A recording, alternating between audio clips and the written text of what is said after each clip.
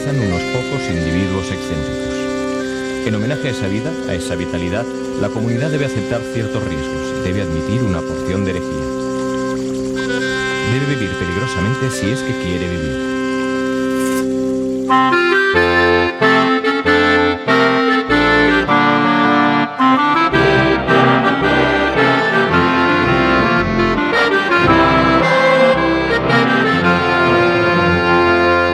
El anarquismo es la libertad, es la puerta abierta hacia el infinito de la libertad y del bienestar de la humanidad.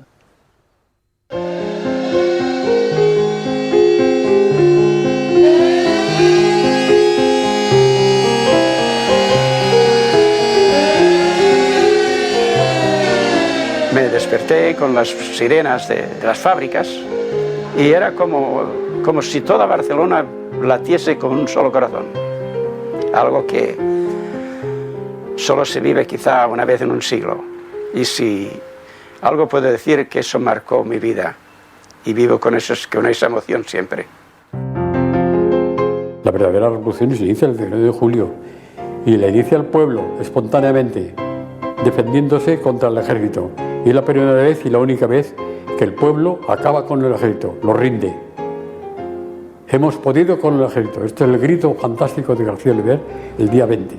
Hemos podido lo que no se ha podido nunca. Fue una cosa de gran ilusión, de pensar yo de que se había hecho ya la revolución social, no solo en España, yo creo que creí que habíamos triunfado en el mundo entero. Fue espontáneo.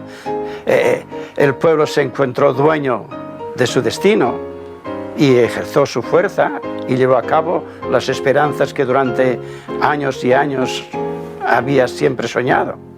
Y eso es algo que una oportunidad se acepta, se lleva a cabo y se acabó. La libertad y el universo, mi Dios. Mi patria es la libertad, mi bandera la razón, mi camino la verdad. Así es como pienso yo.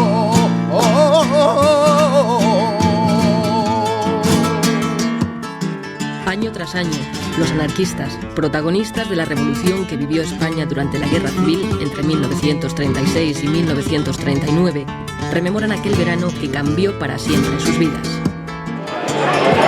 España 36, éramos más jóvenes que ahora. De cuando piensas que un pueblo sin historia no es un pueblo, no es nada, y esto te tira de culos, Hicieron todos los posibles para desprestigiar a la revolución y para borrarla. Hasta hace pocos años no se veía ningún libro que hablase de verdaderamente la revolución. Yo soy albañil y cuando he tenido que construir una casa, he empezado siempre por los fundamentos.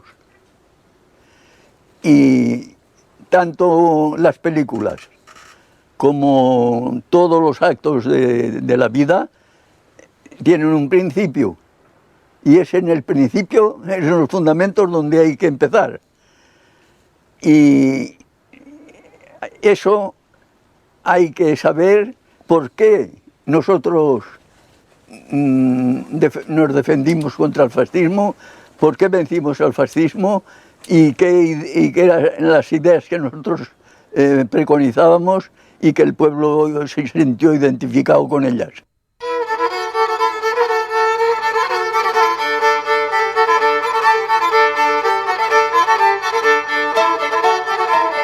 La situación de miseria en la que vive gran parte de la población española en 1930 apenas ha mejorado desde que comenzó la revolución industrial un siglo antes.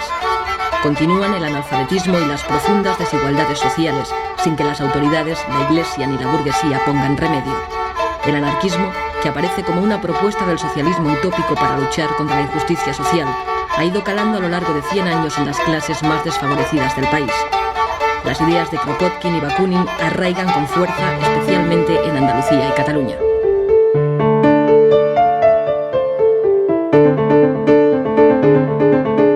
En 1840 1930 nace en Barcelona la primera sociedad obrera y 30 años más tarde, la Organización de los Trabajadores Españoles es ya un ejemplo para el resto de Europa.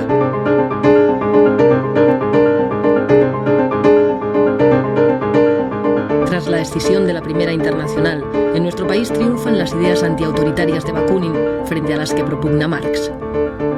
Todo ha de ser libre para que funcione. Esa es la gran disyuntiva que hubo entre Marx y Bakunin. Marx era autoritario y Bakunin no. En el sur de España, Fermín Salvochea es una de las figuras más influyentes del anarquismo andaluz. Allí el pueblo está enfrentado a una burguesía propietaria de grandes latifundios improductivos. En virtud de unos cuantos caciques, que son los que manipulaban la política, y los explotadores de grandes extensiones de tierra. Y al trabajador, pues, nos tenían 3 meses, por ejemplo, de trabajo activo. El resto, pues, era casi... No trabajaba, lo que trabajaban muy poco y vivían muy mal.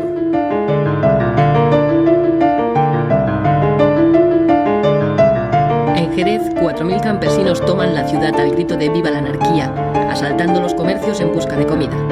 Para acabar con los grupos ácratas cada vez más influyentes en Andalucía, el gobierno inventa una trama llamada La Mano Negra, ejecutando y encarcelando a personas sospechosas de pertenecer a un supuesto grupo en realidad inexistente. Uno de los procesados es Sánchez Rosa, autor de La Gramática, la Aritmética y El Abogado del Obrero, libros que ponen en manos del trabajador los medios para defenderse en las luchas sociales. El enfrentamiento entre patronos y obreros deriva en sangrientos atentados cometidos por anarquistas que actúan de forma individual. Barcelona es conocida en Europa como la Rosa de Fuego y el castillo de Montjuïc se populariza como escenario de fusilamientos y cárcel política. Numerosos militantes de las sociedades obreras son procesados.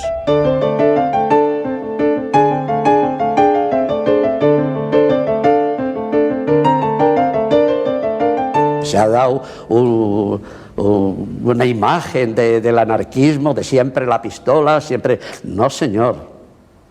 Hubo que emplear la pistola también, pero principalmente se basó en la concienciación de la gente a través de la labor cultural, para crear lo que deseamos como un mundo nuevo. Para los anarquistas, es el pueblo el que ha de adquirir una conciencia revolucionaria, conociendo primero la realidad para poder cambiarla.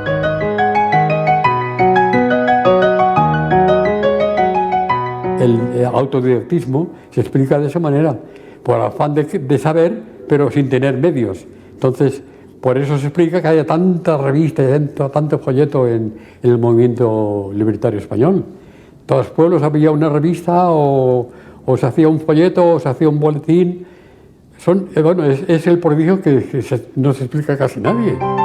Soledad Gustavo y Joan Montseny, de sobrenombre Federico Urales, son los creadores a finales del siglo XIX de Tierra y Libertad y la revista Blanca, que llegará a tener 12.000 ejemplares de tirada. La obra de Proudhon, divulgada por Pi Margall, presidente de la Primera República, introduce en nuestro país el concepto de federalismo, principio que adoptarán en el futuro las organizaciones anarquistas españolas. Anselmo Lorenzo, con el proletariado militante, propone ideas revolucionarias para la emancipación de la clase trabajadora en una futura sociedad basada en la libertad, la solidaridad y la ausencia de todo autoritarismo.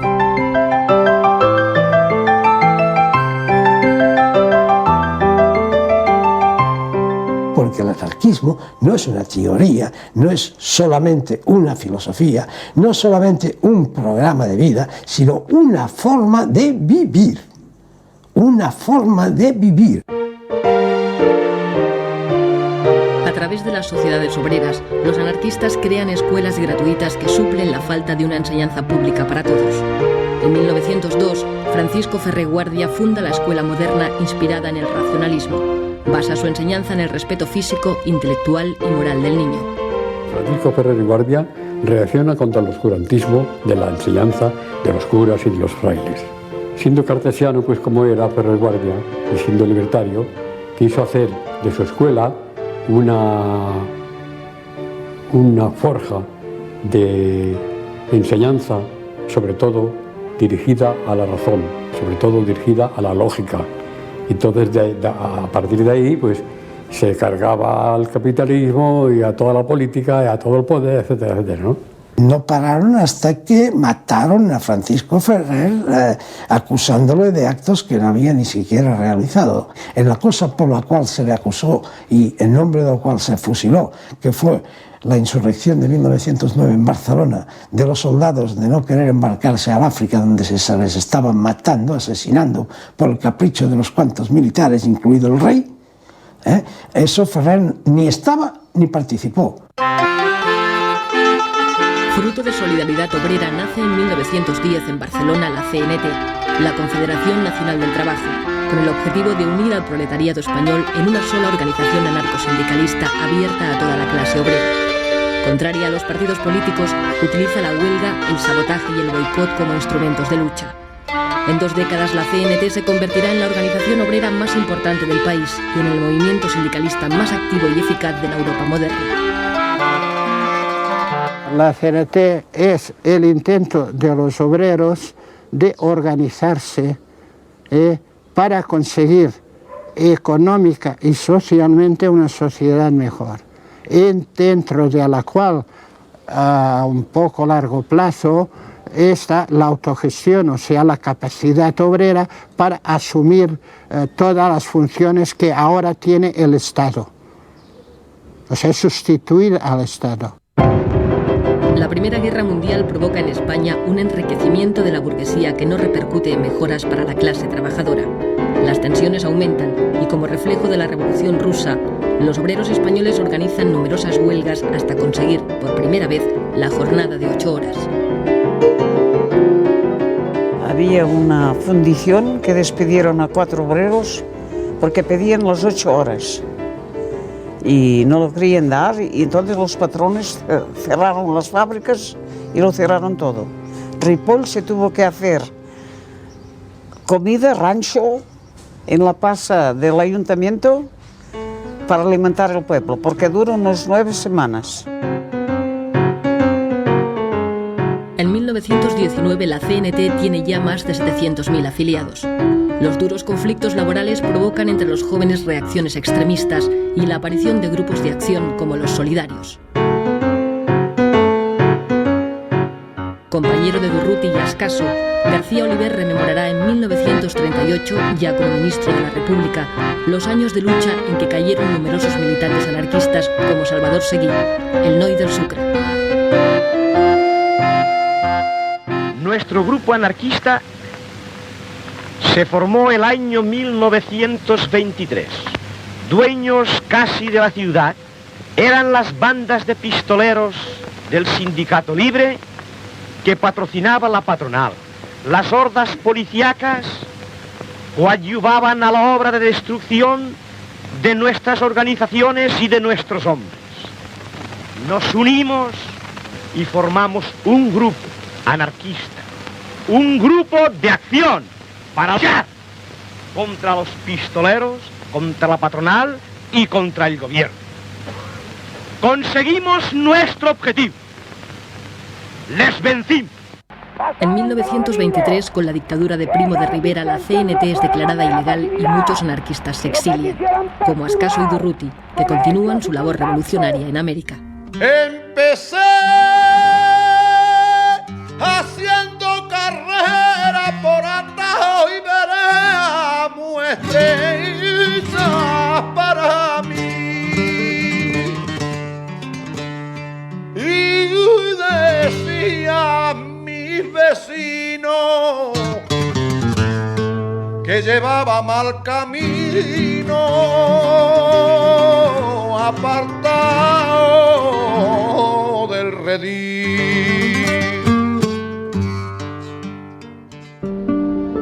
En 1927, en una playa de Valencia, se funda la FAI, la Federación Anarquista Ibérica, que nace con la pretensión de mantener puras las ideas anarquistas dentro de la CNT mediante la formación de pequeños grupos de personas afines, próximas en ideas.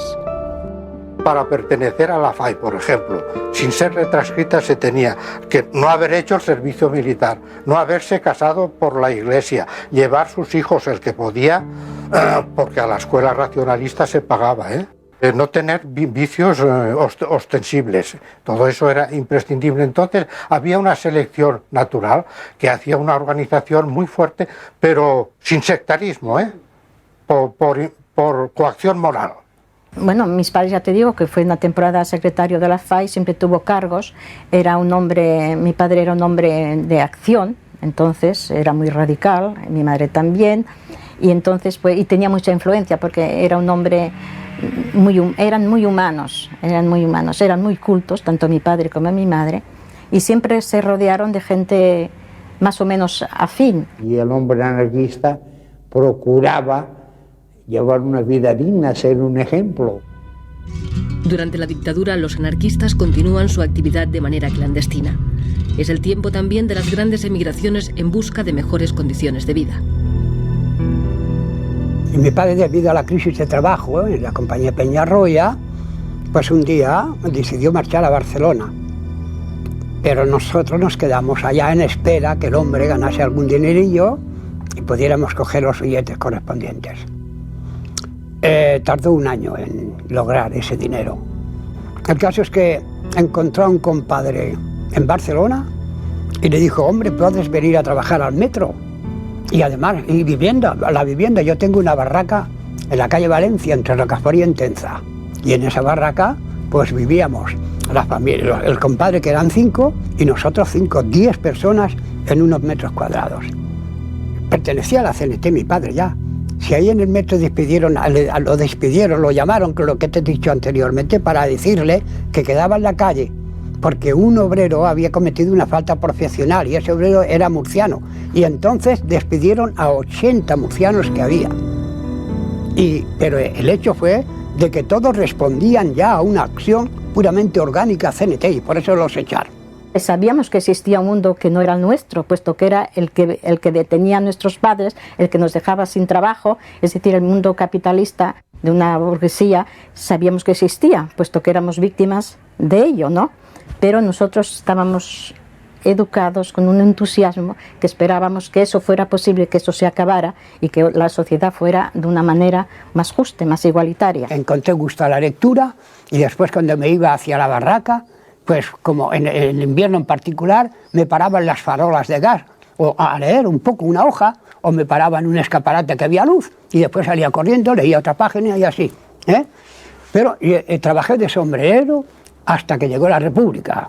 Anduve gritando por las calles de Barcelona: ¡Visca la República! ¡Visca la República! Todo eso yo lo he hecho. El 14 de abril de 1931 se instaura democráticamente en España la Segunda República y el rey Alfonso XIII parte hacia el exilio.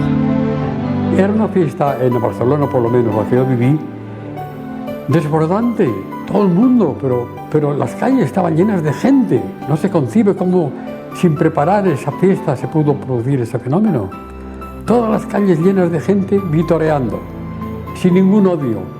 Viva la República, viva la libertad, viva el pueblo, etcétera, etcétera. A partir de ahí, ese remojón, ese chapuzón de libertad que le dio la entrada en la República, estimuló todos los resortes de la persona.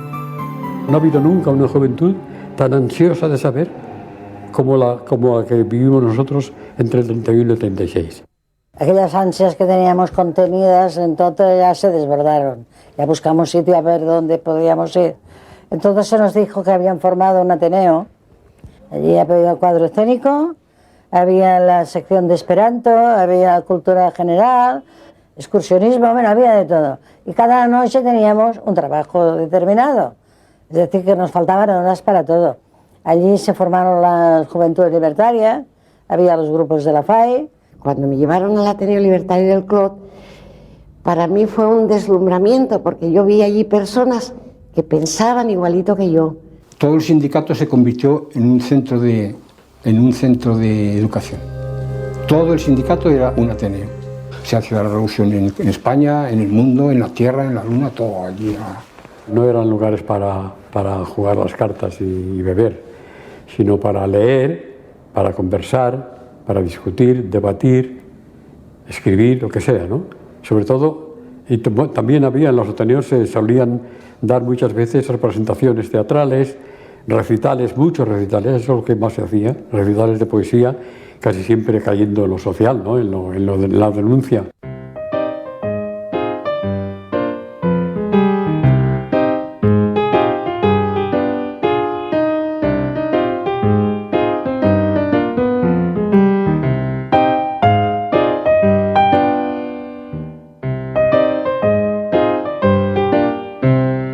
Fue un gran éxito todas las publicaciones anarquistas de España. Llegamos a tener estrictamente del anarquismo más de 70 publicaciones. Cuando se reunían tres anarquistas, coño, se hacía un periódico.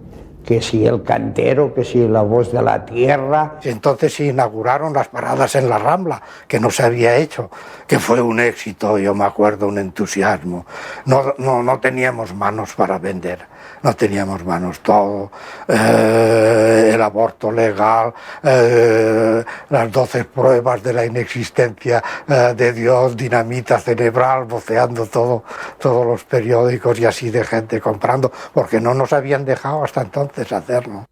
Debía tener 10 años, toda Barcelona voceando Tierra y Libertad. Tierra y Libertad, órgano de la Federación Anarquista Ibérica. Pues eso, fue un núcleo de reunión formidable, donde sobre todo la de prensa, de la gente exponía así sus ideas, y fue un centro de conexión de mucha gente, Tierra y Libertad. Se estaba haciendo una revolución mental extraordinaria. Tierra y Libertad pasó de unos 4.000 ejemplares cuando la cogió mi padre a 20.000 en 1934 y 35. La novela ideal, creada por la familia Urales, padres de Federica Montseny, pretende divulgar las ideas éticas del anarquismo mediante una escritura fácil. La novela ideal hacía una gran labor en la juventud, ¿sabes? Había temas muy interesantes y religiosos también, sobre todo porque la religión en la época en España ha tenido siempre mucho dominio, pues también se buscaban temas en ese sentido, para combatir la religión. Fundada en Alcoy en 1923, Generación Consciente inicia a sus lectores en la sexualidad y la salud. Años más tarde, con el nombre de Estudios, alcanzará los 70.000 ejemplares de tirada. Y esa revista, habían muchas veces artículos que hablaban de estas cosas. Y claro, eso pues a mí pues, me iba llenando, ¿no? A mí me iba... Cuando hay algo que decir, cuando hay algo que decir, no se puede uno callar, porque callar es morir. No se puede uno callar, porque callar es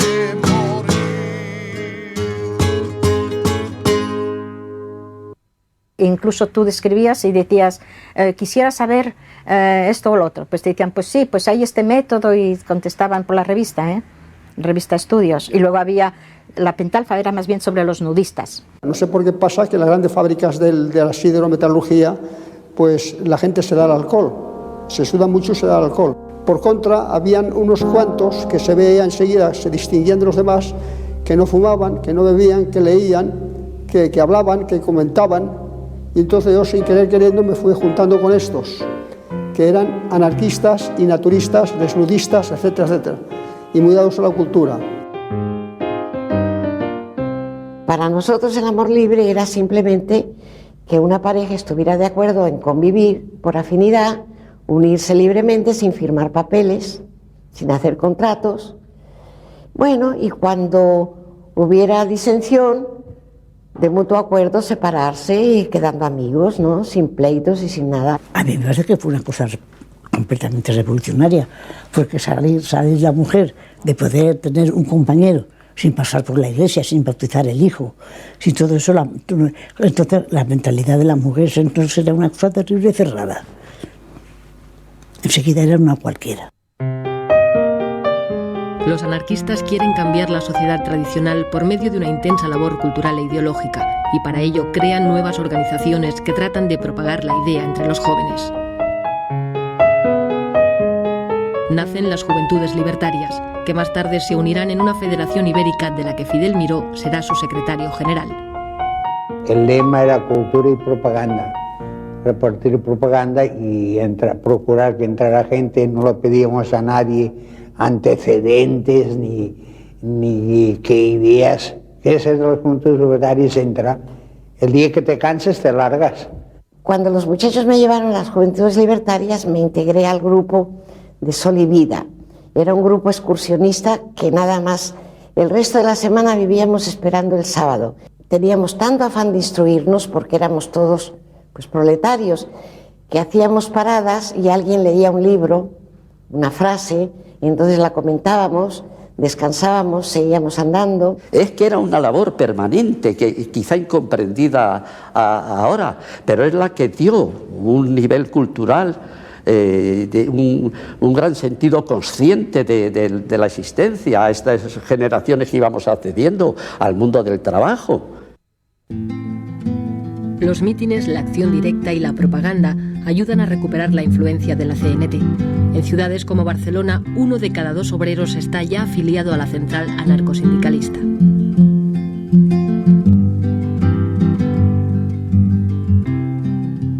Yo hacía muchas horas. Lo mismo hacía 10 que hacía 12 que decía 20, lo que el patrón me ordenaba.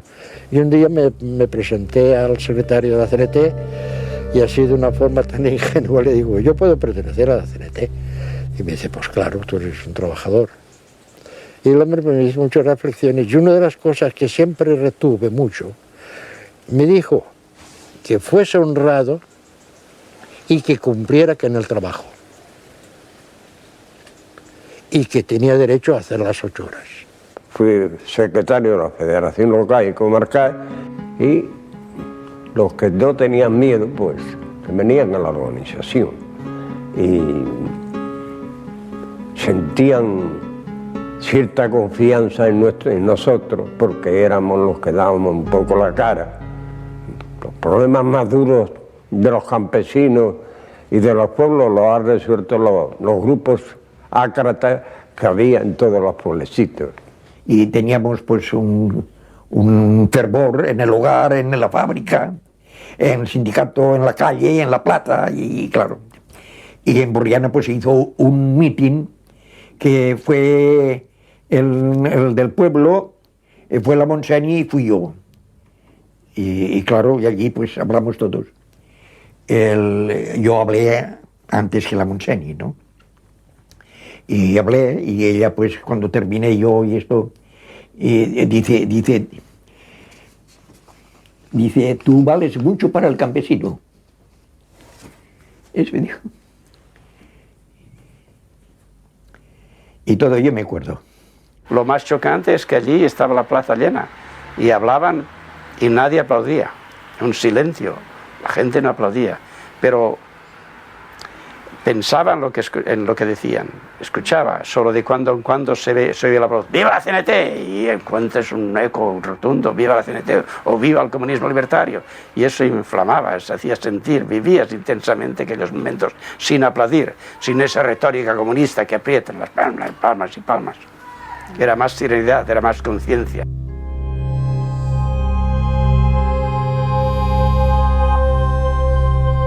Había unos acuerdos sindicales que cuando echaban a un obrero de un trabajo, no había ningún obrero que debía de reemplazarlo. Así que a lo mejor el patrón, en una mina o en un trabajo, echaba a uno porque lo consideraba revolucionario o porque le cogía rabia, lo despedía. No había ningún obrero que lo reemplazara. Es decir, que todo está atado a través de un espíritu de solidaridad, que es lo más importante que existe en la organización nuestra. Bueno, los vecinos eran como una gran familia. Allí, pues, en aquellos tiempos no había seguro de paro, ni seguro de enfermedad, ni nada. Cuando alguien caía enfermo, un vecino que hubiese tenido algunos ahorros, lo primero que hacía era ponerlos encima de la mesa y allí los dejaba, sin que hubiese ningún papel ni un apretón de manos. Cuando vuelvas a trabajar y cuando puedas me los devuelves. Y el afectado, cuando empezaba a trabajar, peseta por peseta, poco a poco devolvía. Era una cuestión de principio, de moralidad. Es decir, que había el hecho de la familia universal, porque era verdad, en las casas baratas todos éramos una familia. Había un sistema de turnos que se recogían los que trabajaban, los hijos de los que no trabajaban. De niño no me gustaban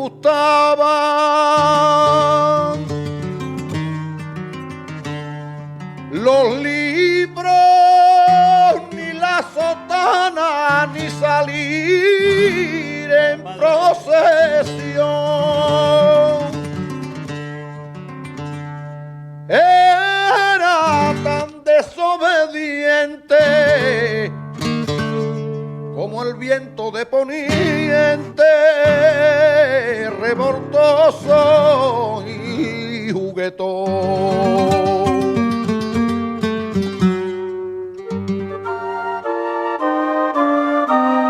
Para combatir el analfabetismo y la educación católica, los anarquistas crean a través de los ateneos y de los sindicatos escuelas inspiradas en la moderna de Ferreguardia, aplicando métodos de pedagogos como De Crolí o Pestalozzi.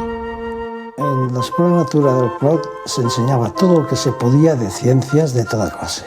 Lo que ocurre es que había un acento en todas partes siempre que era superior a la enseñanza aquella, que era el hecho de hacer que el niño utilizara eso no para hacerse un depósito de conocimientos, sino una capacidad de utilización de esos conocimientos.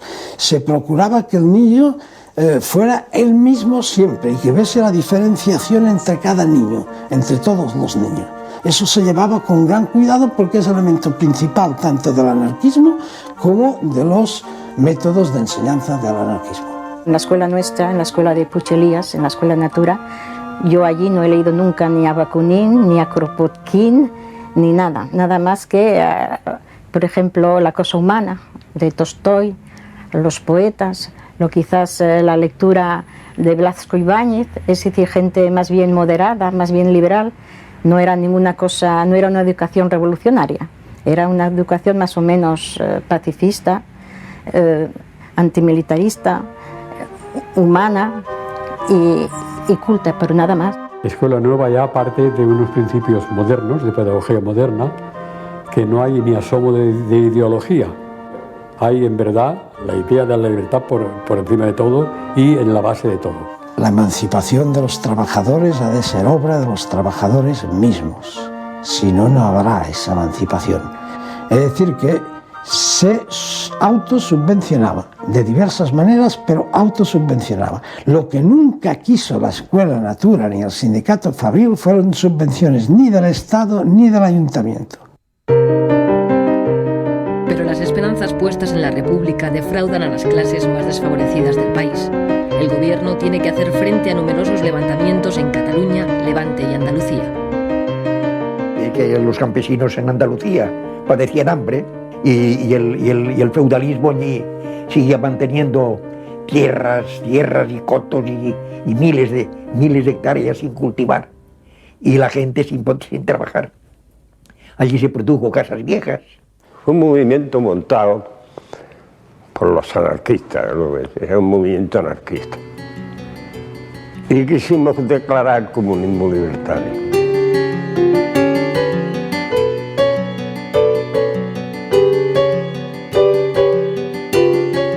A la familia de Casas Viejas,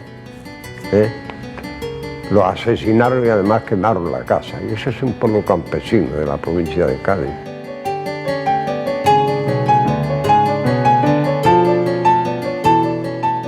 La CNT provocó un movimiento revolucionario con el que no todas las regionales estábamos conformes, sobre todo en Asturias no éramos muy partidarios. Era la división que había entre los dos conceptos. Uno es de la revolución permanente y a plazo fijo, ¿no? Y los otros, la tendencia más moderada era de que había que hacer cultura, preparar al pueblo y esperar el momento propicio que se pudiera ensayar la revolución con posibilidades de éxito. En año y medio de república, el enfrentamiento entre la derecha y la izquierda provoca 30 huelgas generales, 400 muertos y 9.000 detenidos. Se suspenden 157 periódicos de izquierdas y 4 de derechas. Se frena la reforma agraria y el desarrollo de las escuelas públicas. Tras algún conato de sublevación militar, la derecha gana las elecciones. El hombre salió victorioso porque nosotros, el 90%, no fui a votar porque queríamos darle un castigo a la República.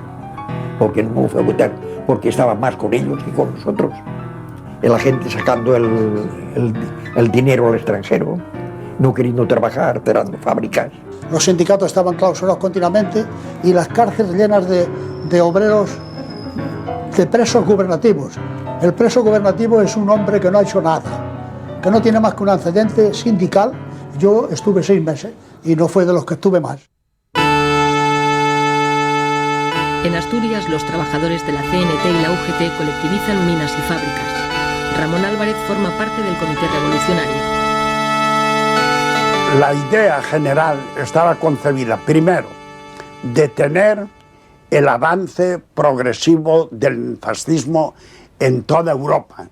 Y después se combinó en uno de los puntos, el fundamental, en que la finalidad del movimiento revolucionario de octubre era la implantación de una sociedad socialista federalista. Pero la revolución de Asturias no es secundada por las fuerzas de izquierda del resto de España. Los obreros asturianos resisten durante 2 semanas el asalto de las tropas enviadas por el gobierno, con el general Franco al frente. La revuelta es aplastada en una acción premonitoria de la guerra que se avecina. Febrero de 1936.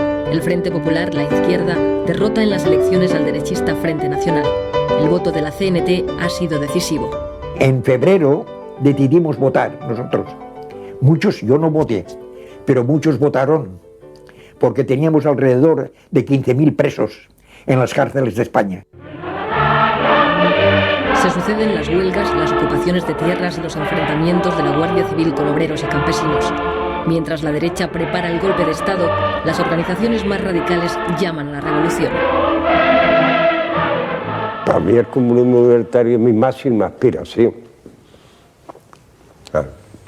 Para ello, en el año 36 celebramos un congreso en Zaragoza y después de mucha discusión, porque a nosotros nos gusta mucho discutir, pues llegamos a un acuerdo concreto de que la CNT propugnaba el comunismo libertario. Un comunismo, como decía antes, que va de abajo arriba y no de arriba abajo, que se regula mediante asambleas generales, con revocación inmediata de cualquier cargo si la mayoría lo exige, y ya el hecho de que la base sea soberana significa que no hay posibilidad de maniobras politiqueras. Todos de todos, hay que distribuir equitativamente y por tanto, si todos de todos, todo el mundo trabaja, todo el que puede, claro, todo el mundo trabaja, todo el mundo se forma, sobre todo porque hay tiempo para formarse. España ha venido a menos por una triple división, por la división engendrada por los separatismos locales, por la división engendrada entre los partidos y por la división engendrada por la lucha de clases. Entonces los falangistas habían empezado ya a tomar bastante fuerza y se atacaba con bastante intensidad a los compañeros nuestros. Esto dio lugar a que por nuestra parte pues nos empezáramos a plantear una lucha más directa, incluso pues yendo armados. Los pueblos se dividieron en dos. En mi pueblo de 1.500 habitantes, los de la derecha no se saludaban con los de la izquierda. La generalidad de los trabajadores lo tienen muy claro. Saben quién tienen enfrente a la Iglesia, que tienen enfrente al capitalismo, que son sus enemigos seculares. Porque hasta la Iglesia entonces ya se había enfrentado el cardenal Segura, se había enfrentado constantemente contra la República. Ya, aquello era inevitable. Ellos ya estaban en el extranjero ya entrenándose, ya tenían acuerdos con Mussolini y con Hitler. Entonces todo el mundo lo sabía y todo el mundo se preparaba. Y los partidos, y lo sabía el gobierno. Ahora, había ministros que dormían a la hora en que los otros se lanzaban a la calle. Y el gobierno central de Casares Quiroga negaba que hubiese alzamiento y todo eso, y dio la orden, que eso fue lo fatal, a todos los gobernadores, que nada de armas al pueblo. Nada de armas al pueblo, tenían más miedo a la revolución que a los militares. Porque no hay que olvidar que en los primeros días de julio, Companys le dijo al jefe de orden público de Cataluña que desarmase a la CNT, a los anarquistas. En Barcelona estábamos todos los militantes y otras gentes también de izquierda, estamos de guardia toda la noche durante 4 días. Entonces ya hubo el día anterior a la revolución, ya vinieron y dijeron que yo me había dormido, por cierto, en el tejado, en el techo. Dijeron, bueno, hoy es la hora de la verdad, el que no le interese que se largue a su casa, porque hoy sí hay faena. Y estábamos en la Plaza de la Generalidad, eso estaba abarrotado de hombres pidiendo armas. Y salía Companys y decía que esperábamos. A gastarme, o a que he venido yo a este mundo, como no sea para gastarme, como no soy sordo mudo, no tengo el por qué callarme ante la ley del embudo.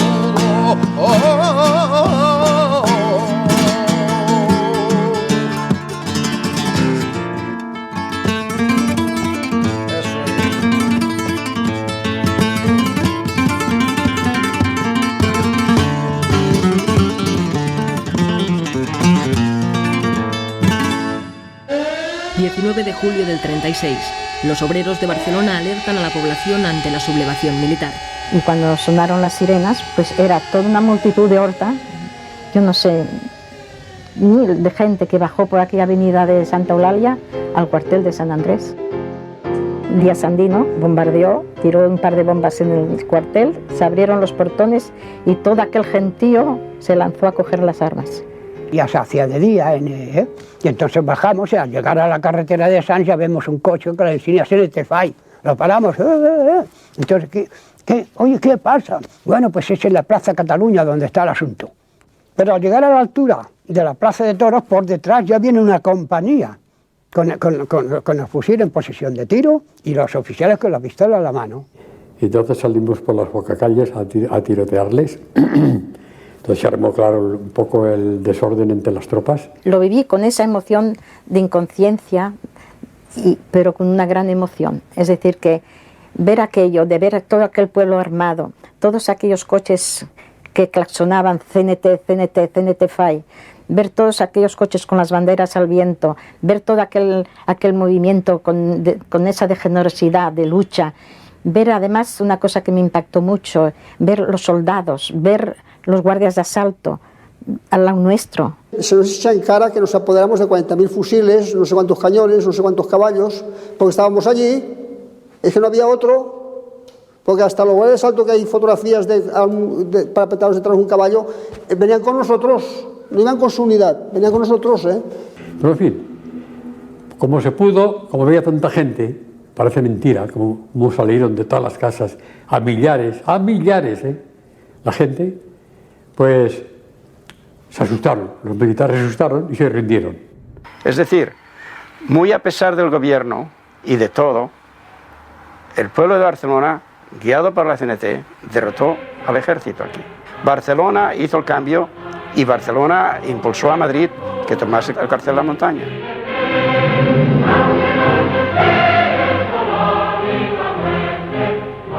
Es una manifestación pública de todo el pueblo de Madrid, que se levanta como puede, o que se trata de oponerse ya desde ese momento a lo que se le viene encima.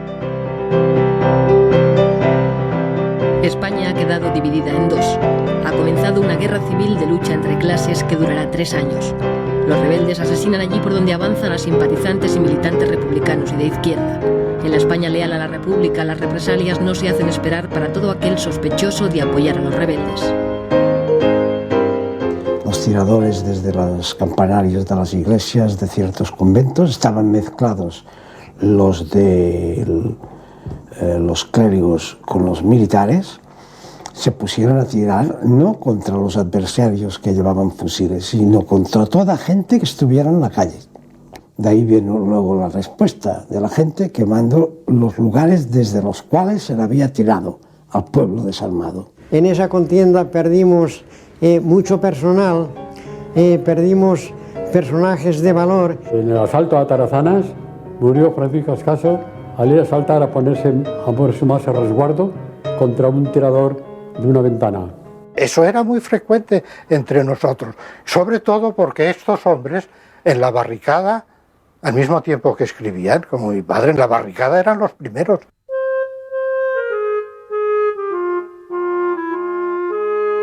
La nula capacidad de reacción del gobierno de la República ante el golpe militar y el desmoronamiento de las estructuras del Estado provoca que en muchos lugares sean los propios ciudadanos los que organicen sobre la marcha la nueva sociedad.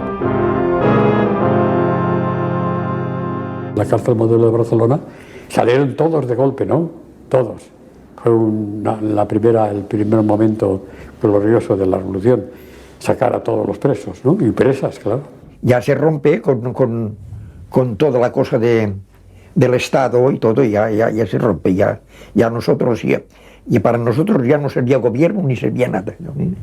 Ya era una cosa del sindicato, ya no aceptábamos órdenes, ni comentarios, ni consejos de nadie, nada más que del sindicato. Hicimos un comité en primer lugar, para reclutar gente para ir a Aragón o donde fuera, y después, en segundo lugar, para evitar que hubieran venganzas personales, ¿no?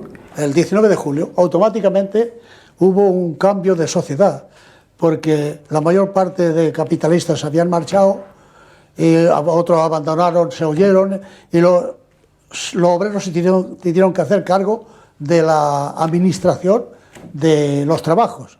Entonces se nombró por la noche CNT y UGT, hubo una asamblea en la Casa del Pueblo, casino, que pusimos como un casino que iban los ricos, y como que habían desaparecido, pues hubo una reunión allí, y se nombraron los comités de fábrica, consejos de empresa, cada trabajo, el suyo para que continuara, y quedamos que emplearíamos todos los parados que habían, unos pocos a cada fábrica, y así lo hicimos. Y así que es que de parados no había. Los ricos decían que sobraban 500 obreros y los obreros decían que sobraban 5. Y cuando esos 5 desaparecieron, hubo trabajo para todo el mundo. La cosecha no estaba recogida y urgía recoger la cosecha, trillar, hacer todo esto y que se empezara a funcionar. El pueblo de Membrilla un cierto día se acostó pobre y amaneció rico. Amaneció rico porque comió todo el pan que quiso, cuando antes no hacía más que pasar hambre.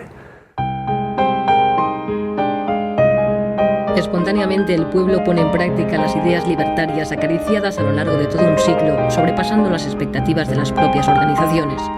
Barcelona se convierte en la avanzadilla de la revolución.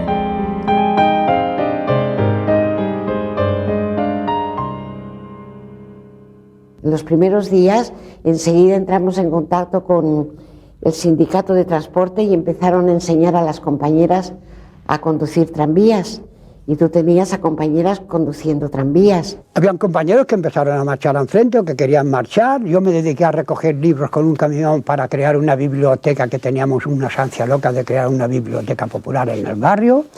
En la entrada queríamos hacer unos carteles así que dijera, y unas vitrinas, biblioteca popular, pueblo, estudia y supérate, entrada libre.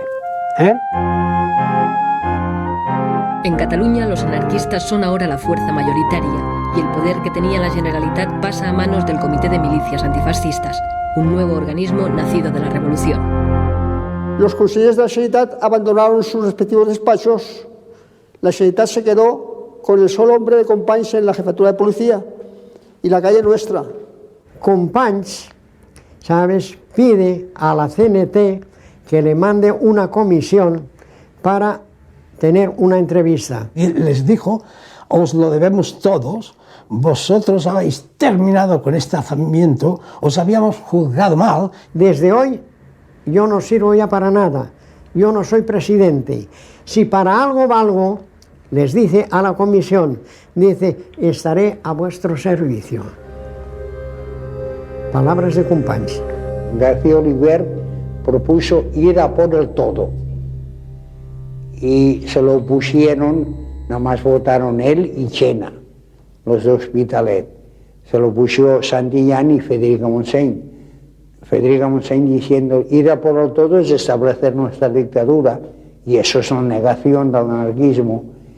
Y Santillán dijo, si vamos a por el todo y establecemos el anarquismo, nos aislamos en España y nos aislamos en el mundo. Todo el mundo no nos va a dar nadie ni ayuda, ni armas, ni nada. Y por eso la CNT no fue a todas ni quiso el poder que le regalaba, no solo regalaba a Companys, ya lo tenía. Y entonces colaboramos juntamente con los demás fuerzas del país con un organismo que se llamó Comité de Milicias Antifascistas. Y entonces la Generalitat dejó de funcionar como tal. Y todo el poder recayó en este comité.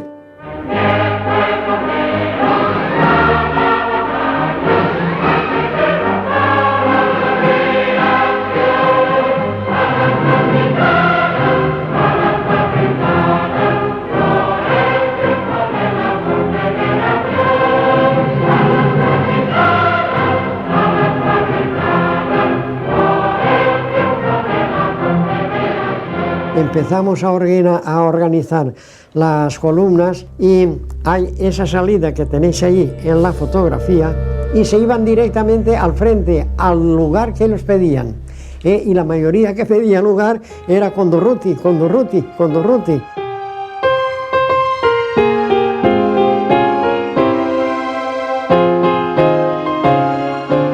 Ante el peligroso avance de los sublevados y el desmantelamiento del ejército, los partidos y los sindicatos organizan milicias de voluntarios, obreros y campesinos para defender el país. La columna de los aguiluchos se sugirió con el propósito de que todos los concurrentes fueran del movimiento libertario. La columna de hierro estaba organizada por grupos de 10, y 10 grupos formaba la cinturia. El jefe de grupo era uno que se nombraba desde esto, decía, pues tú jefe de grupo. Y luego de los 10 grupos que forman la cinturia, se nombraba un delegado de cinturia. Por amistad y por confianza, por la personalidad del compañero, pues se le daba la responsabilidad de mando. Allí siempre ha habido un mando, pero un mando en condiciones, no nada de eso, se decía, bueno, pues ahí por aquí, y se ordenaba y se cumplía. Yo salí de Arcolea y de allí, andando, fuimos hasta Madrid. Y al llegar a Madrid nos llevaron al cuartel, allí estaban los hombres y las mujeres. Fuimos allá a parar. Y se preparó el batallón Ascaso y yo me fui en él.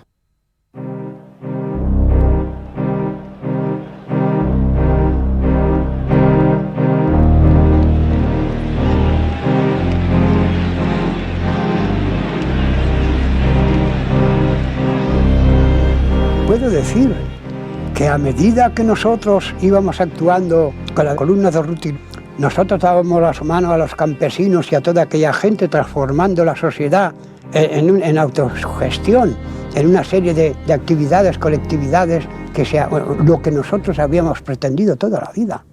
No era solamente tirar tiros.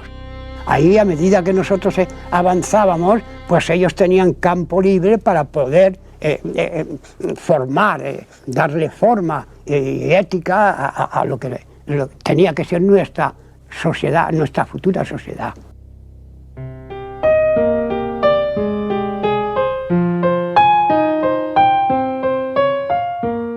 Los cambios se suceden vertiginosos en zonas de Castilla, Extremadura, Andalucía, Asturias y sobre todo en Levante, Cataluña y Aragón.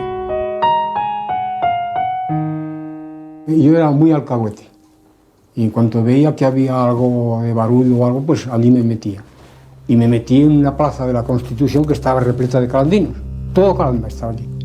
Y desde el balcón, este comité revolucionario dice: a partir de ahora aquí se proclama el comunismo libertario. Y fue una multitud entera en la plaza de la Constitución que aplaudió la frase. ¿Y en qué se compone el comunismo libertario? Queda abolido el dinero. Se va a expropiar a todo propietario, izquierdista o de derechas.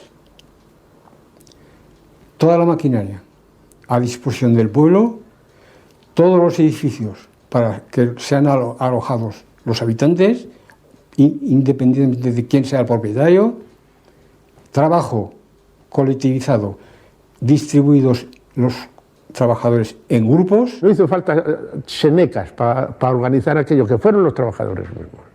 Porque allí se constituyó primero pues, el comité del sindicato, que era el principal, que duda cabe. Luego, comité de defensa, comité de agricultura, comité de alimentación, comité de peluqueros. Pues los mismos trabajadores designaban a los delegados que habían más capacitados para que cumplieran la función de llevar la marcha, de distribuir el trabajo, de distribuir todo. El desprecio tradicional de los anarquistas por el dinero provoca un cambio radical en las relaciones económicas. Se crean monedas locales, vales, y en muchos lugares se llega a la total abolición del dinero. Allí desapareció el dinero. O sea, se hizo el montón que se llamaba de Kropokin. Allí los alimentos se adquirían por vales y por las cartillas de racionamiento que se hicieron.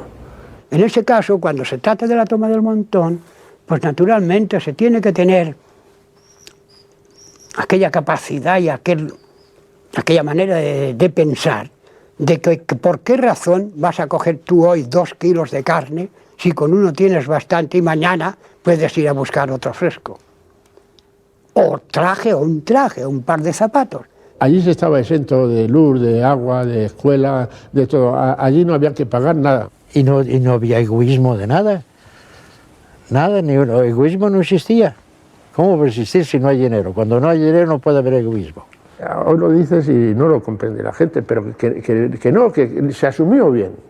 El haber hecho la colectividad, como crear la colectividad, la inmensa mayoría del pueblo lo encontraron muy bien, y esto que no eran sindicalistas ni eran anarquistas, todos. El que quiso ser individualista continuó siendo individualista, pero fueron muy pocos. Y el que, como mis padres, aquí, a 30 metros de aquí, por ejemplo, que eran individualistas,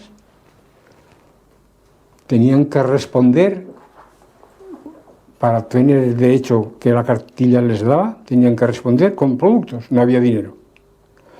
En aquel año mis padres elevaron 4 cerdos para la matanza. Vino un compañero, por cierto que allí disgusté un poco a mi madre por lo que hice, vino un compañero, yo ya sabía que iban a venir, decide el compañero de que la familia tenía bastante con un cerdo y le requisaron los 3, con los cuales se pagaba el resto de necesidades de todo el año. Trabajábamos a gusto. Y la otra, pues que hay menos gastos en colectivistas que individuales.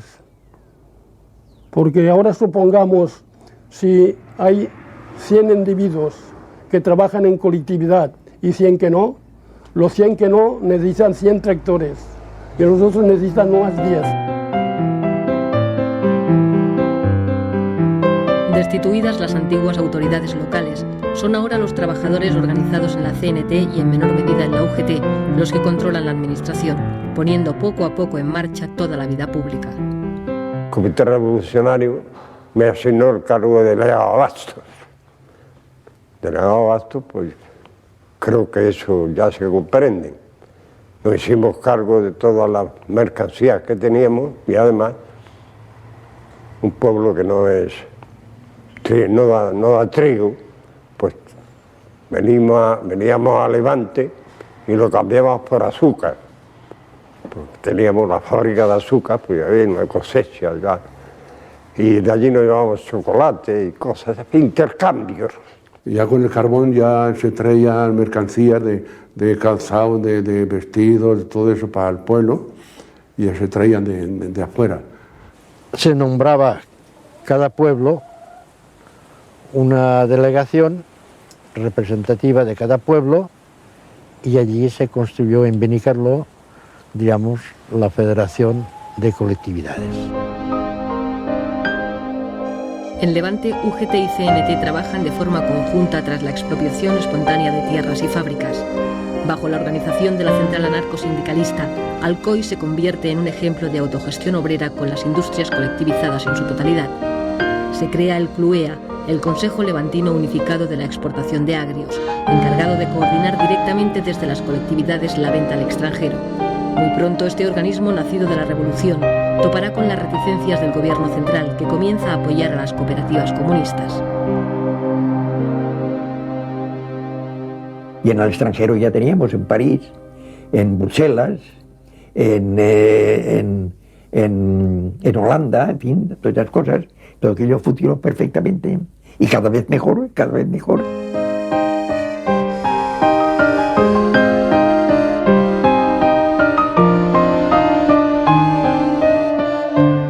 En Asturias, la CNT y la FAI forman parte del Consejo de Asturias y León, del que Ramón Álvarez es consejero de Pesca. Los obreros eran los administradores de las industrias. Nosotros seguimos sin hacer colectividades de una manera anunciada, pues de una manera soterrada. CASPE es la sede del Consejo de Aragón, el primer organismo de gobierno anarquista de la Revolución Española. 8 consejeros coordinan la labor de las colectividades de la región.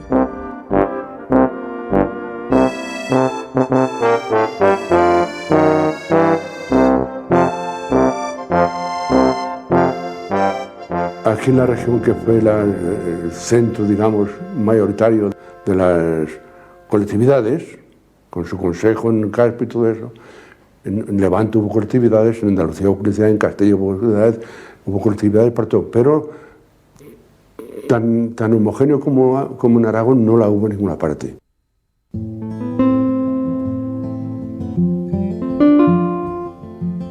La revolución social que vive la España rural consigue el apoyo mayoritario de los campesinos. Son 3 millones de españoles viviendo bajo los principios del comunismo libertario. Allí pues había una pizarra en el sindicato grandiosa, ¿entiendes? Y cualquier trabajador, una queja que tuviera, la apuntaba en la pizarra y en la asamblea se discutía aquello. El exponer una cosa era ponerlo, digamos, en armonía de los demás si aceptaban aquella proposición. Si se acordaba bien, si no se acordaba, pues otra cosa, ¿verdad? Pero siempre desde la base. No nos regíamos porque no mandase el comité regional una cosa. Porque claro, cada pueblo tiene su cultura. Por lo tanto, al tener su cultura, tiene sus costumbres. Entonces no son las mismas costumbres nuestras aquí valencianas como diríamos las andaluces, son diferentes. Con la ocupación de tierras y un reparto más racional del trabajo, la producción aumenta. La gestión colectiva de los beneficios permite la construcción de hospitales, escuelas, acequias, granjas y centros de experimentación agrícola. Había, además del grupo escolar Francisco Ferrer, donde se pusieron 18 maestros, del huerto del convento, del huerto de los frailes concretamente, se hizo una zona de experimentación agrícola. Se plantaron viñedos, se plantaron olivares, olivares que eran viejos, que eran productivos, se hacía carbón. En fin, hubo una transformación y que la colectividad prosperó mucho. E inmediatamente se decidió el adquirir 2 tractores, y 2 tractores en Calanda, sin parar de trabajar, hacen mucho. Y con aquello, pues, no solamente se suplió los 350 hombres que fueron al frente, sino que se aseguró, y eso es más que verdad, se aseguró que nada de las tierras cultivadas hasta la fecha quedaron yermas, todas fueron cultivadas. Como aquel que calla otorga, verdad. Y aunque la ignorancia es sorda, pude levantar la voz más fuerte que los ladrillos de los perros consentidos y que la voz del patrón.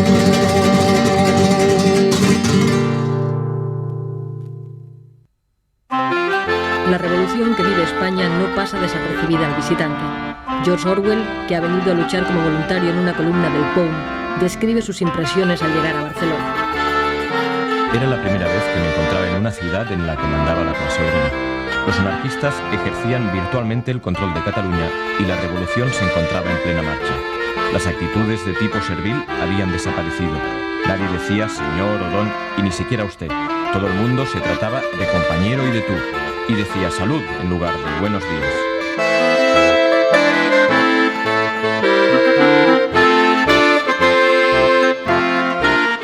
Barcelona es el centro neurálgico de la revolución en la España urbana. Con la CNT y la FAI al frente del Comité de Milicias Antifascistas, Cataluña vive una de las transformaciones más radicales de su historia, que afecta a todos los aspectos de la vida política, social y económica. El 80% de las empresas se han colectivizado y todos los servicios están autogestionados por los propios trabajadores. Estos cambios serán legalizados por la Generalitat en octubre de 1936. No hubo problema alguno en quién iba a dirigir, quién había de ser el dirigido, ni nada de eso, porque ya formados sindicalmente en la CNT, ya había unos valores establecidos, unas personas que habían demostrado responsabilidad y buen hacer. Yo fui uno de los nombrados a la colectividad del Gran Metro. Y estando en el metro, en la colectividad, es cuando hubo una reunión general del transporte y me nombraron secretario. Y ahí empezó. Y yo era albañil, que conocía poco el transporte, pero nos poníamos al corriente pronto de eso. Las circunstancias nos obligaban. Se organizó una comisión que se titulaba Administración y Control de la Propiedad Urbana, que estaba compuesta de 3 elementos de la Generalidad, 3 de la CNT y 3 de la UGT. Y de los 3 de la CNT yo era un vocal, yo era uno. Entonces la propiedad no quedó abolida, pero quedó incautada. Los propietarios no tenían derecho a administrar sus fincas, tenían derecho a formar parte de la administración de esta comisión. Los anarquistas podían hacerse los dueños de Barcelona y de Cataluña y no quisieron hacerlo. Y entonces vino la colaboración entre unos y otros. Y entonces, como los más fuertes éramos nosotros, la cuestión de enseñanza, pues se buscó a uno de los nuestros, al profesor Puig Elias, y él se ocupó de redactar con otros y demás, pero siempre dirigido por él, la Constitución del Cero. El Consejo de la Escuela Nueva Unificada nace con el objetivo de promover una escuela única, gratuita y laica en lengua catalana. La revolución crea también servicios de asistencia y previsión, inexistentes hasta entonces, que cubren gratuitamente la sanidad, las bajas temporales, la invalidez y la jubilación. Se lucha contra el paro aumentando los puestos de trabajo o contratando nuevos trabajadores, aunque no sean necesarios, para repartir el trabajo entre todos. Las pequeñas empresas y talleres se agrupan, se unifican compañías eléctricas. El entramado es complejo, pero implica a todos. Nos sentíamos involucrados y luego, claro, nos daba un protagonismo y una responsabilidad que asumimos, diría yo, muy a gusto.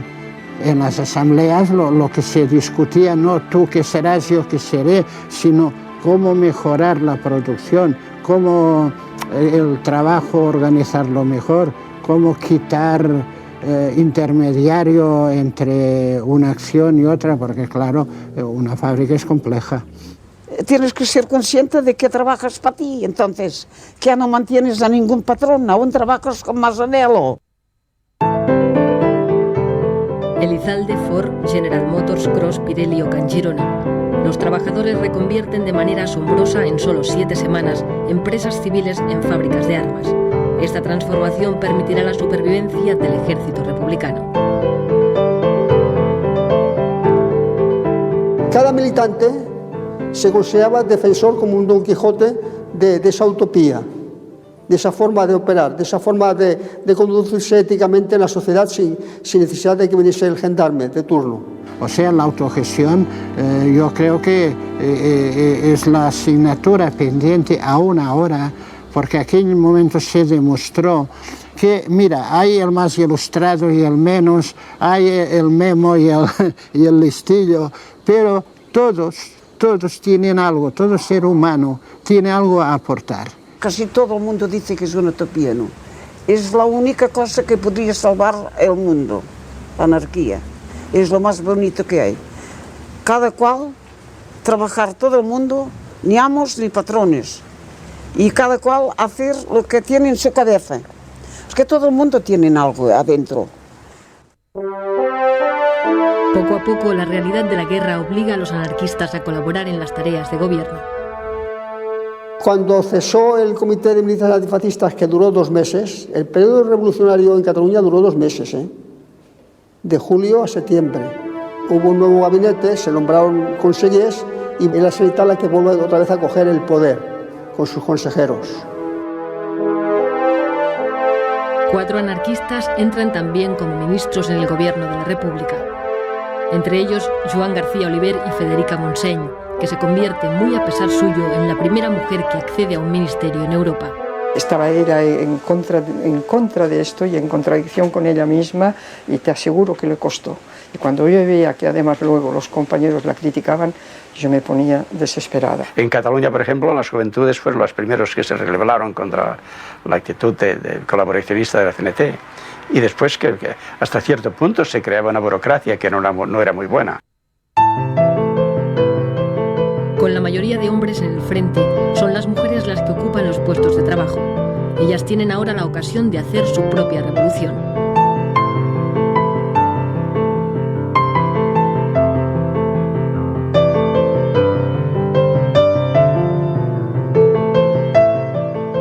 Al irse los hombres al frente, al ocupar ella puestos que dejaron vacantes los hombres en la producción, quizás eso las despertó, se sintieron más libres. Las compañeras que conocía, la una estaba en una fábrica de alpargatas, ella era la que llevaba todo aquello, la otra en una fábrica de azúcar, cuando estos eran puestos que lo habían llevado hombres antes. Nosotros le dábamos la importancia que debíamos haberle dado a la mujer. En las asambleas de la CNT apenas veías 3 mujeres, una mujer en la casa. Los hombres se reían con todos los derechos y nosotros queríamos preparar a la mujer para que supiera usar sus derechos con respeto a sus hijos, a su casa, a su marido y a su propia vida. Mujeres Libres nace a partir de agrupaciones locales, convirtiéndose en una de las organizaciones feministas más importantes de la época. Suceso Portales en Guadalajara y Concha Liaño en Barcelona son 2 de sus principales impulsoras. Éramos distintos a los movimientos de liberación femenina burgueses, porque nos dábamos cuenta que ellas, por su preparación, luchaban por equipararse o en competitividad con los hombres para ocupar los cargos que ocupaban los hombres. Pero nosotras nos dirigíamos a la mujer proletaria, a la obrera, a la que no tenía instrucción, que salieran de ese servilismo, que salieran de esa sumisión, en el trabajo, en el hogar, que se consideraran personas adultas. Y ahí fue donde tuvimos que hacer mayor énfasis, y en crear escuelas donde la mujer se capacitara, no solamente para leer y escribir. Me parece que yo no te podría decirlo, cientos y cientos de mujeres analfabetas que convertimos a que supieran leer y escribir. Así que cuando formábamos una agrupación, lo primero que se hacía era la escuela. A las mujeres las educábamos sexualmente con clases. Teníamos clases especiales y mujeres que las educaban y iban a los hospitales a hacer prácticas, inclusive. Hicimos una serie de folletos a este respecto, y con respeto a la relación del hombre y la mujer que enviamos al frente. Hicimos lo menos miles y miles de folletos, unos folletitos pequeños. Los anarquistas promueven cambios sociales únicos en Europa. García Oliver, ministro de Justicia, Es el primero en dictar en España una ley que iguala los derechos del hombre y la mujer. Federica Montseny, ministra de Sanidad, promulga la ley del aborto, que solo llega a aprobarse en Cataluña.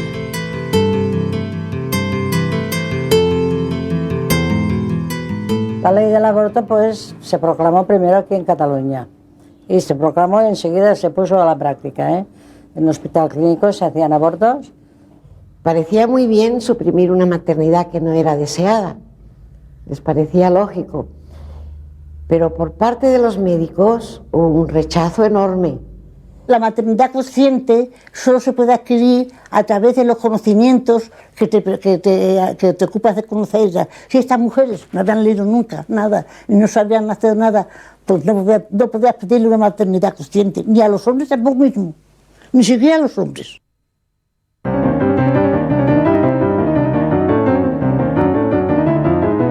Las ayudas alemana e italiana al bando rebelde y la política de no intervención de las democracias occidentales están provocando la derrota de las fuerzas republicanas. El ejército franquista está a las puertas de Madrid y hace falta un golpe de moral para levantar el ánimo de los madrileños, que ven como el propio gobierno de la República huye a Valencia. Durruti es en esos momentos el personaje más carismático, el más solicitado.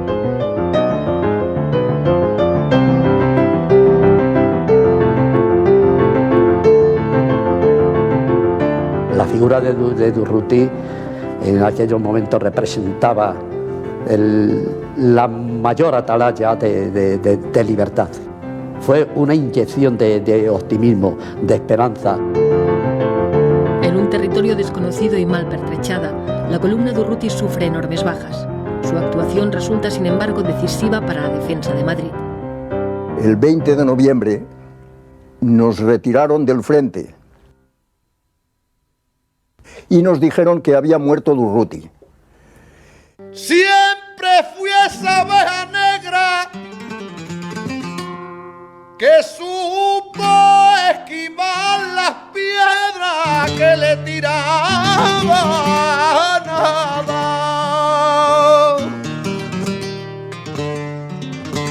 Y entre más pasan los años, más me aparto del rebaño, porque no sé a dónde va. No ha habido en la historia un entierro como el de Durruti en Barcelona. No sé si contaron 1,5 millones, o qué sé, algo inenarrable. La República trata de reorganizar el ejército e impone la militarización obligatoria. El objetivo es ganar la guerra olvidando la revolución. Los anarquistas, sin embargo, mantienen su idea de derrotar al fascismo para crear una nueva sociedad. Dijeron que iban a militarizar la columna, que entonces pues no eran militar, éramos pues milicianos, y que la iban a militarizar. Y dijimos que no. Detestábamos la disciplina militar. Nosotros fuimos a la guerra por combatir al fascismo, pero no para hacernos militares. Todos los que hacíamos la guerra de nuestra generación éramos contrarios a la guerra y contrarios al militarismo, pero muy contrarios, pacifistas a carta cabal. En cuanto a eficacia de las cosas, yo no vi ninguna. Tan eficaz era 100 hombres llamándose centuria como 100 hombres llamándose compañía. Yo creo que el error primero fue ponerse en el lugar del enemigo, hacerse ejército, y no guerra de guerrillas, que precisamente es nuestro honor histórico. Las guerrillas se dicen todo el mundo guerrillas por España. Y llegamos a la conclusión de que ya no era la revolución, sino que era la prolongación de la guerra.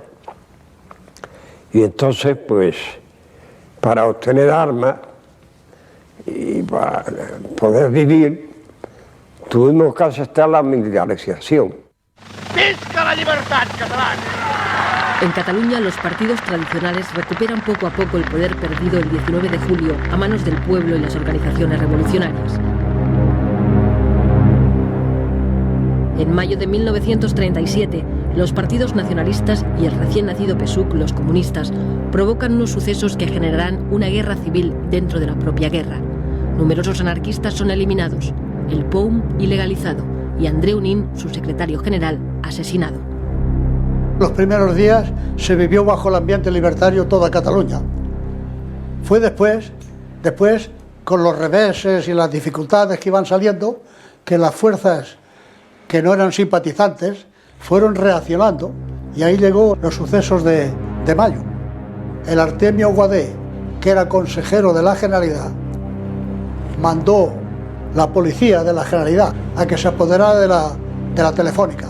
La Telefónica estaba incautada por la CNT. Claro, en la Telefónica se resistió y de allí empezó. En las barriadas éramos los amos absolutos, pero en el centro había calles que eran de uno, calles que eran de otro, y así hubo una cantidad de muertos. Los comunistas fríamente se propusieron acabar con los líderes nuestros, para dejarnos sin cuadros directivos, y casi que lo lograron. Eso fue horrible. Nos mataban a los compañeros por la espalda, mataron en San Andrés a más de 50 compañeros de las Juventudes Libertarios. Y para localizar, para parar eso, nuestros compañeros, que eran ministros, García Oliver y Federica Montseny, se trasladaron de Valencia a Barcelona pidiendo el alto al fuego, y fueron ellos que se les hizo caso y se paralizó. Hubo una fracción incluso de nuestras columnas que se brindaron para venir aquí y acabar con los comunistas de una vez, y fuimos nosotros que no, que ya estaba bien de sangre. Fue un error, allí se perdió la mitad de la guerra en los acontecimientos de mayo.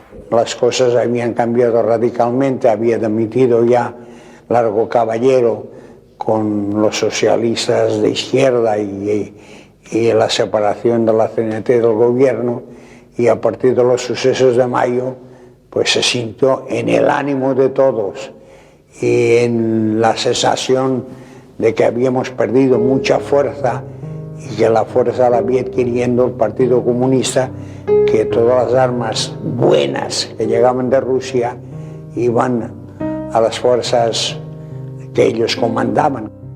Solapadamente están empezando a entrar en los intestinos del ejército, a entrar en el comisariado, a entrar en los servicios de información militar, que los ocupan casi en su totalidad. Y nosotros estábamos convencidos de que la idea era cumplir la orden de Stalin, de eliminar sobre todo a los anarquistas, hacerse con la situación de mando y dar por terminada la guerra cuando Stalin lo decidiera. Era eso la cosa. Ideológicamente no les interesaba que estos mecanismos revolucionarios se llevaran adelante de tal manera que si ganábamos la guerra, al país se le pudiera decir, junto a haber ganado la guerra, esta es la obra que ha hecho el anarquismo, esta es la obra que ha hecho la CNT, y esto como arranque para el futuro. Era la primera revolución anarquista en el mundo. Ninguna revolución que no fuese controlada por el Partido Comunista tenía ninguna significancia para los comunistas. Y esos no lo podían permitir. Ya sabéis todos lo que pasó con las colectividades, que vino Lister con todo su ejército a acabar con ellos, con todos, a rajatabla, pero con el imperio de los fusiles. Esa es la gran paradoja, que los comunistas hayan ido a acabar, hayan sido los que acabaron con el comunismo más comunista. Y él llegó e hizo, pues, que le vino al pelo, hizo la matanza que todo el mundo sabe. Lo que hizo Lister es porque, como en Rusia exactamente, los bolcheviques, los dictatoriales, no admitían que se presentase un ensayo libertario de la naturaleza en el que se vivía en Aragón. Había encarcelado al Consejo de Aragón. Es que en las Tacuales se estaban encarcelando a los responsables de la colectividad en Calanda, etc. A pesar del intento del gobierno y los comunistas por destruir las colectividades, la mayoría vuelven a reconstruirse y continúan su labor. En Calanda, Miguel Celma, con 16 años, es nombrado responsable de la colectividad. El cambio formal de funcionamiento y de objetivos no existió, no hubo cambio alguno, eran los mismos. Y eso duró pues hasta el 15 de marzo de 1938. Durante toda la guerra no disminuyó la capacidad productiva de Cataluña, ni su capacidad colectivizadora, ni la presión de ciertos elementos conservadores de la Generalidad, ni los comunistas pudieron borrar la autonomía económica de la que la CNT tenía en Cataluña. Guerra, falta de materias primas, destrucción de instalaciones, boicot del capitalismo internacional y agresión del propio gobierno de la República. La revolución que vive España desde 1936 con la puesta en práctica de las ideas anarquistas ha sufrido todo tipo de contratiempos y, sin embargo, la producción ha aumentado. Han mejorado las condiciones de trabajo, hay más igualdad entre los ciudadanos y la economía tiene un funcionamiento más racional. Pues esas colectividades tuvieron que luchar, en primer lugar, con una situación anómala, en guerra, con una economía nula, porque todo dependía de Cataluña. Cataluña, si le daba la gana pagar, daba dinero, y si no, pues ya el hecho de tener que pedir ya molesta, y sobre todo el aragonés. En fin, todos los inconvenientes, y no digamos ya la política de Madrid. La política de Madrid no había jamás ni un diario que no fuera de la CNT que dijera algo bueno de la Revolución Española, de la Revolución Cenetista o de las colectividades, de nada. Ya sabéis que siempre el anarquismo ha tenido una prensa malísima. Que en 3 años no se pueden hacer muchas cosas, más siempre cuando tienes una guerra civil, te tenías que apañar con lo que había, ¿no? Porque nos faltaba todo, las materias primas, había la cuestión de la inseguridad, los bombardeos. El pueblo vivió mal. Yo no soy de los que digo que no hubo disputas o no hubo cosas después, pero el conjunto de lo que fue el comunismo libertario, colectividad, paz y justicia de Membilla, para mí, y lo demuestro al que quiera, que es la única solución que tiene la humanidad para poder vivir bien. Porque de otra forma no existe. Porque ahí se demostró que me hacía falta la Guardia Civil, me hacía falta los ricos, me hacían falta los curas para vivir bien, que son los únicos que entorpecen la marcha de la riqueza, porque la única riqueza que existe es el trabajo. Lo malo es que aquello, con sus defectos, que los hubo, no continuase, pese a lo cual, cuando los dueños de la fábrica volvieron, la encontraron mucho mejor que no la habían dejado. Cuidado. Aparte de haber duplicado la producción. Can Chirona, cuando terminó la guerra, al hacer balance, gran sorpresa para los dueños, gran sorpresa. Se había capitalizado mucho más de lo que era antes de la guerra. ¿Por qué? Porque se habían importado máquinas, herramientas, porque se habían importado hornos eléctricos para hacer aleaciones especiales que no se tenían. Pues cuando entraron las tropas franquistas, alguien, el que fuera autoridad para ello, dio orden de demoler estas nuevas construcciones. Y hoy no queda nada de aquello. Fue destruido, porque era un prestigio para la zona republicana y para los que habían gestionado y dirigido la empresa de Can Chirona, o sea, del material. Estábamos muy al tanto que las potencias democráticas no querían que nosotros ganáramos. Sin embargo, la pasión podía más que nada y decíamos, bueno, aquí seguiremos hasta que podamos. Pero y cuando llegó el final, que sabíamos que tenía que llegar, nos costaba mucho aceptarlo. Mucho, mucho, mucho, mucho. Eso fue muy doloroso, porque no solo perdíamos la patria, perdíamos nuestros ideales y sabíamos que para siempre. La lucha ya se fue perdiendo, ya la retirada. Hasta que se replegaron, ya fueron a la Seu d'Urgell, ya se replegaron. Y ahí es cuando nos enteramos de que se perdía Barcelona. Y entonces estábamos allí unos compañeros y mi padre telefoneó a Barcelona. Telefoneó a la casa CNT-FAI y le contestó una voz: arriba España, viva Franco. Y es la única vez, no la única, pero en eso vi que a mi padre le salían, colgó así el teléfono y le saltaron 2 lágrimas. Ya comprendí. Yo creo que aquel fue un momento muy emocionante para los que estábamos allí.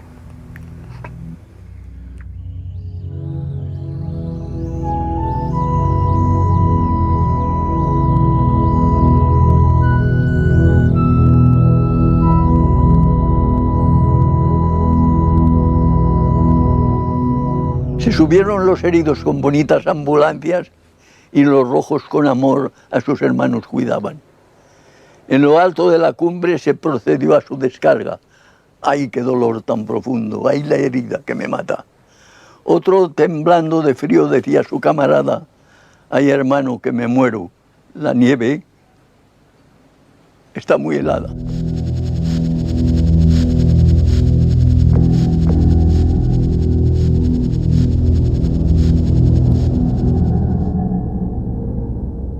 Nos dijeron que la guerra había terminado. El que no quisiera, el que no estuviera de acuerdo con el régimen de Franco, se podía ir al extranjero porque los puertos de Valencia y Alicante estarían abiertos mientras habría una sola persona que quisiera marchar. No salió nadie del puerto de Alicante, de Rojos, de la zona republicana, no marchó nadie. Nada más, nos cogieron a todos. Y nos llevaron al Albatera. Campo de Albatera fue cruel. Algo que el que no ha pasado por un sitio así no puede creerse las barbaridades que allí lleguemos a sufrir. El hambre, el maltrato, los palos que nos llegaron a pegar, aquello no lo sabe más que los que estuvimos allí.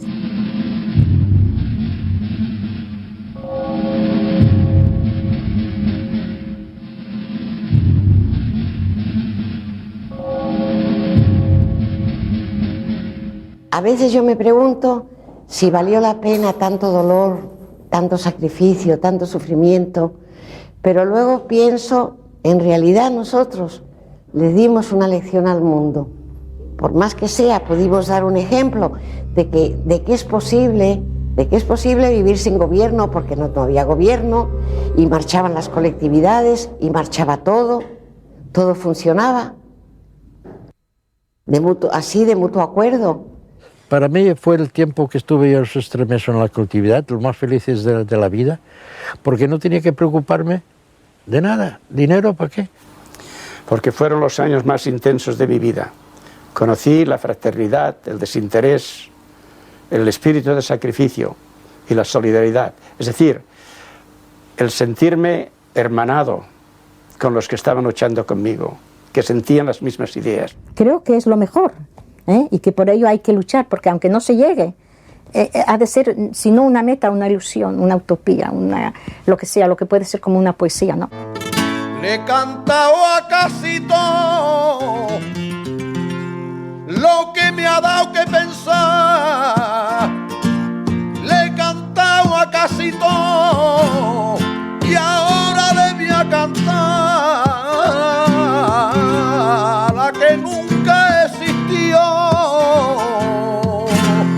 la paloma de la paz.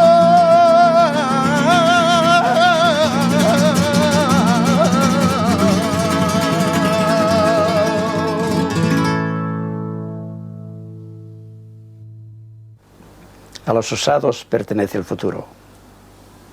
Cuando no podemos soñar más, morimos. Así lo dice Emma Goldman y eso es verdad.